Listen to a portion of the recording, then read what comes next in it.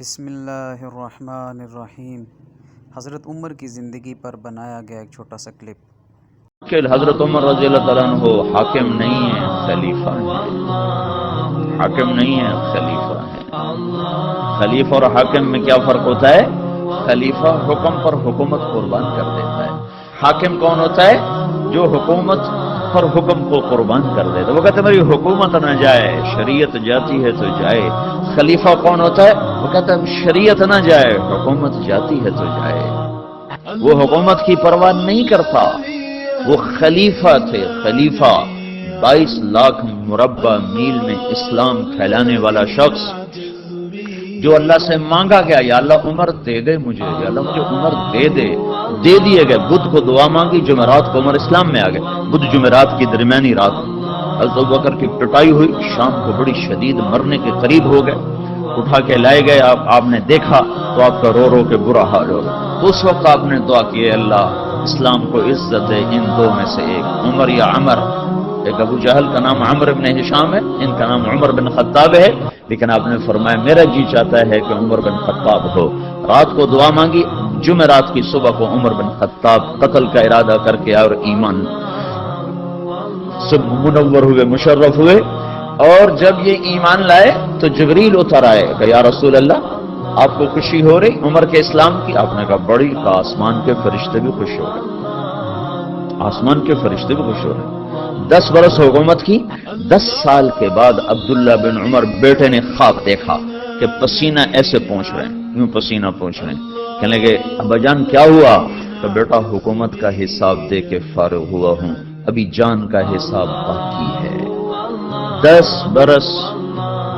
برس کے بعد خواب دیکھا تو کیا کہہ رہے ہیں؟ ابھی حکومت کا حساب دے کے فارغ ہوا ہوں، ابھی جان کا حساب دینا باقی ہے۔ حالانکہ یہ وہ شخص جب راتوں کو جاگتا تھا لوگ سوتے تھے، اس کی روٹی کوئی اندر نگل نہیں سکتا تھا، اتنی سخت روٹی ہوتی تھی، نگلی نہیں جاتی تھی۔ مہینے میں 1 دن گوشت کھاتے تھے، صرف 1 دن۔ ایک دن بیٹے نے کھانے پر دعوت کی تو نوالا منہ میں رکھتے ہی وہ ہاتھ کھینچ لیا، بیٹا میں نہیں کھاؤں گا۔ کیوں؟ کہ 2 سالن ہے۔ کہ 2 کہاں ہے؟ گوشت ہے۔ کہ نہیں تم نے گوشت میں گھی ڈالا ہوا ہے، گھی الگ سالن ہے، گوشت الگ سالن ہے۔ میرے نبی نے زندگی بھر گھی اور گوشت ملا کے نہیں کھایا۔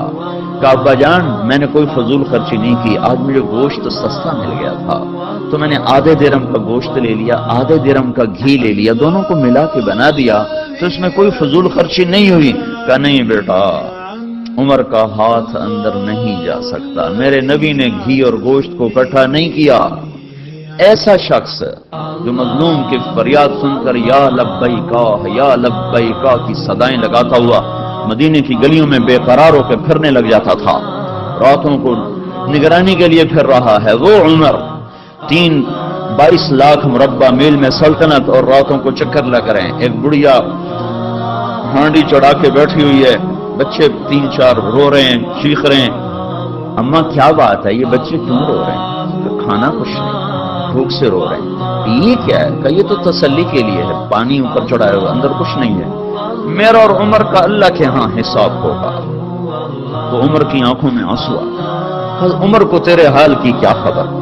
کہ تو ہمارا حاکم کیوں بنتا ہے اگر ہمارے حال کی خبر نہیں لیتا؟ یہ حکومت کر کے خوش ہوتے ہیں میں وزیر بن گیا، پاگل دنیا مبارک دیتی ہے، مبارک ہو جناب آپ وزیر بن گئے۔ تو عمر وہاں سے بھاگے، بیت المال سے سامان اٹھایا، بوری بھری، اپنے کمر پر اٹھانے لگے تو نوکر نے کہا میں اٹھا لوں، اسلم غلام میں اٹھا لوں۔ فرمایا قیامت کے دن بھی میرا بوجھ تم اٹھو گے۔ بوری اٹھائی اور بھاگے ہوئے آئے اور آ کر جلدی سے اس میں گھی اور پنیر اور کھجور، حیسا ایک عرب میں حلوہ بنتا تھا، حیسا، وہ جلدی سے تیار کیا اور لکڑیاں ڈال کے پھونک مار رہے ہیں۔ اسلم فرماتے ہیں غلام کہ میں دھواں ان کی داڑھی میں سے نکلتا اور آنکھوں سے آنسو بہتے میں دیکھ رہا تھا، وہ بے قرار ہو کے آگ جلا رہے تھے یہاں تک کہ وہ حیسا تیار ہوا۔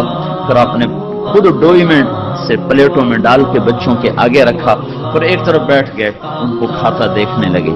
پھر وہ بچے ہنسنے کودنے لگے، پھر تھوڑی دیر بعد اٹھ کے چل دیے تو وہ عورت کہنے لگی کاش عمر کی بجائے تو امیر المومنین ہوتا۔ تو یہ نہیں کہا کہ وہ میں ہی ہوں، کہا اماں جب تو امیر المومنین سے ملے گی تو مجھے بھی وہیں پائے گی، مجھے بھی وہیں پائے گی۔